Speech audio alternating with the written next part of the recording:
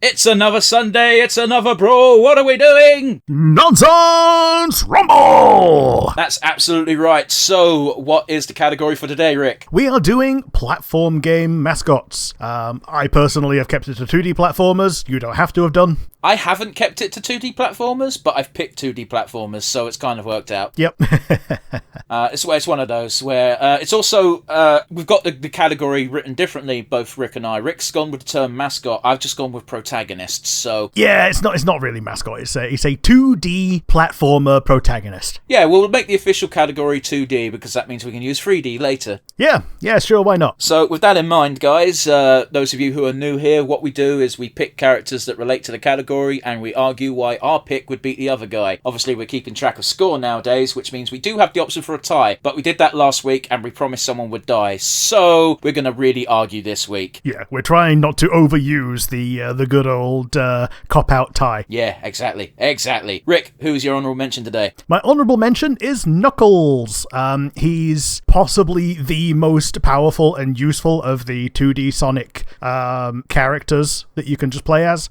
Later characters got backported into 2D that might be more powerful, like, Shadow, but...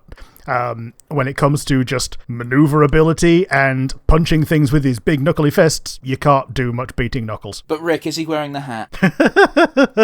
Hopefully not, because then he doesn't even glide, he just kind of stands upright and flies for no fucking reason. He's also only 2 feet tall.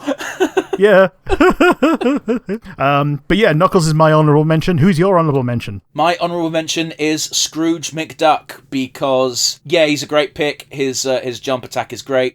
He's got... The problem is if you take him from his platform game mode, he's actually very limited. He doesn't have all of his tech and bullshit. Yeah, he can he can fly around the world and whatnot, but that's not useful in a one-on-one fight. Yeah, I'm assuming you're taking that from DuckTales on the NES. DuckTales. Ooh.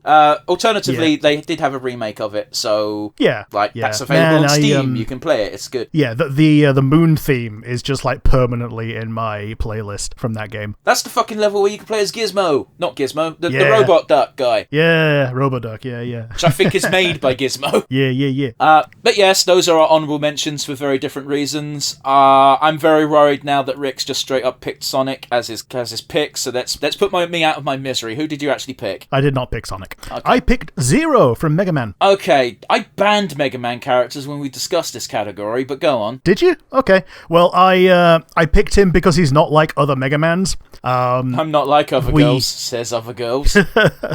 We basically banned the if clause, and most Mega Man characters get stronger the longer the game goes on. Zero is no exception, however. I believe Zero's base form is the most useful and varied of all of the standard Mega Man protagonists. I basically banned the use of anyone who had an infinite ranged gun attack thing. Yeah, his gun is the weakest thing about him. I don't care, I still banned it, but go on.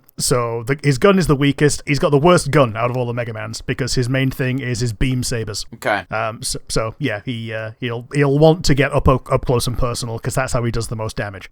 Okay. I'm still bothered, and I want a big old asterisk next to this episode when I lose. That Rick cheated. Okay. Well, who have you got that's going to lose to Zero? I don't know if he'd actually lose or not. I'm just really bothered that you picked a Mega Man character when I specified no one with a gun. I picked Shovel Knight. Shovel Knight, okay. Yeah, so Shovel Knight has got the same gimmick as Scrooge McDuck in the way that he jumps, but he also has a bunch of power-ups which we're not using, but it means he can swing his actual shovel left and right and have actual epic duels to the death. Yeah, okay. Well, I see that as part of the basic kit. No, yeah, I'm talking about his basic kit. I said I'm eliminating all his magic power-ups. Sure, okay. Because if he had his magic power-ups, that means you get all of the fucking different upgrades that Mega Man gets, in which case you kick the shit out of Shovel Knight, because they're basically the same character. Yours is just cooler and futuristic. Yeah. There are other Mega Men that I could have picked, but I think Zero's the coolest. Yeah, I don't doubt it, but it's still a Mega Man. I wouldn't be bothered, but go back to our planning episode, everyone listening, where I said I want the caveat of no Mega Man. Yeah, it's been more than a day since we recorded that, so my apologies. I think I should get an auto win, and this fight should be null and void. It's okay. You're already kicking the shit out of me. I know. Yes, he I'm is. just really fucking bothered. It's the This is the one matchup where we put stringent rules on it, and you forgot the rules. I did forget the rules because I didn't write them down, apparently. It was Oh, one man. rule to rule them all. Well, I guess that solves it. 0 wins. Get fucked. Well, you're in charge of the numbers. We've never had a disqualification victory. It rings hollow. I'm gonna put my foot down, right? I'm gonna put my foot down. There is no winner today because Rick is disqualified for breaking the rules. No. Which- Do I have to fall back on my honourable mention then? No, you got disqualified for not following the rules, which means fuck you. All right. I've put down DQ, which means in spirit I win because I'm hollow like that, but in reality it means just no points are being dealt out. So yeah, this isn't a good day for the nonsense review.